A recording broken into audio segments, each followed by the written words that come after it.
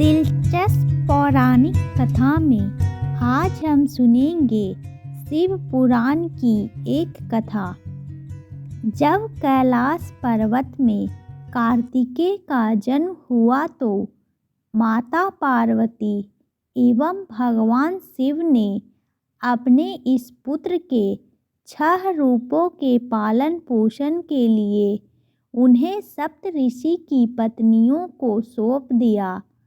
महादेव शिव के कार्तिकेय को कृतिकाओं को सौंपने का एक और कारण यह भी था कि कृतिकाओं की देखरेख में कार्तिकेय उन ज्ञान को ग्रहण कर लेंगे जो उन्हें देवताओं के सेनापति बनने के समय मदद करेगी तथा वह दुष्ट तारकासुर का वध कर देवताओं को उसके अत्याचारों से मुक्ति दिलाएंगे।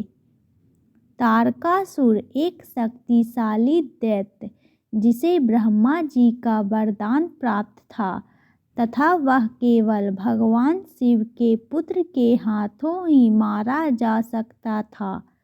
जब कार्तिकेय बड़े हुए तो उन्होंने तारकासुर का वध किया तथा इसके बाद उन्हें दूसरे राज्य उसकी सुरक्षा के लिए भेज दिया गया।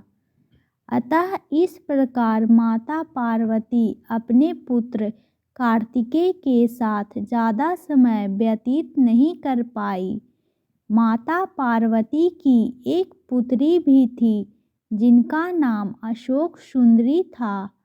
अशोक सुंदरी भी बाल्यावस्था में ही ध्यान योग से प्रेरित होकर कैलाश पर्वत से दूर किसी अन्य स्थान में तपस्या के लिए चली गई, क्योंकि भगवान शिव भी अपना अधिकतर समय ध्यान में व्यतीत करते थे। अतः माता पार्वती अकेलेपन से परेशान होकर अपनी माता मैनावती के पास इस समस्या का उपाय पूछने गई। देवी पार्वती की माता इस समस्या की गहराई में जाते हुए बोली कि असली समस्या तो तुम्हारे पतिदेव शिव हैं। यदि वह तपस्या के स्थान पर अपने परिवार को समय दे तो यह समस्या उत्पन्न ही नहीं होगी। उसी समय नारद मुनि वहाँ प्रकट हुए तथा जब देवी पार्वती के माता ने नारद मुनि के सामने समस्या रखी तो नारद मुनि बोले कि यह समस्या एक बार देवराज की पत्नी इंद्राणी के साथ भी उत्पन्न हुई थी, परंतु उन्होंने इस समस्या से मुक्ति प्राप्त करने के लिए देवराज इंद्र को मुझे दान कर दिया। क्योंकि देवराज इंद्र मेरे लिए किसी भी तरह से उपयोगी नहीं थे, इसलिए मैंने उन्हें वापस इंद्राणी को सौंप दिया। तब से देवराज इंद्र अपना अधिकतर समय अपने घर में व्यतीत करते हैं तथा इंद्राणी को भी उनकी समस्या से मुक्ति मिल गई। जब मैनावती एवं देवी पार्वती ने नारद जी की यह बात सुनी तो उन्होंने विचार किया कि क्यों न वह भी महादेव शिव को दान कर दे।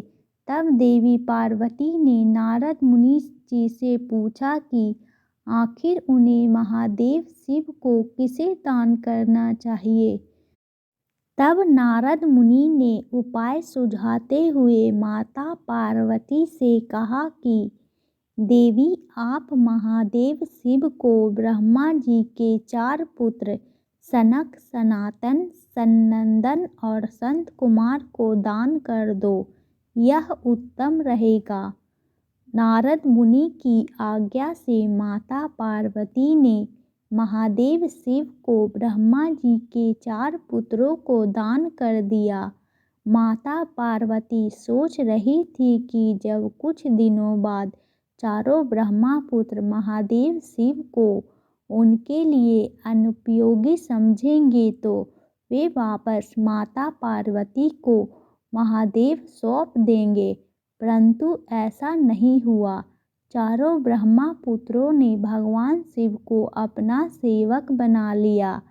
इस पर माता पार्वती अब और दुखी हो गईं तथा उधर महादेव शिव के अनुपस्थिति में पूरी सृष्टि का संचालन भी अस्त व्यस्त होने लगा। तब सभी देवता माता पार्वती के साथ मिलकर उन चारों ब्रह्मा पुत्रों के पास पहुँचे तथा भगवान शिव को वापस देने की प्रार्थना करने लगे।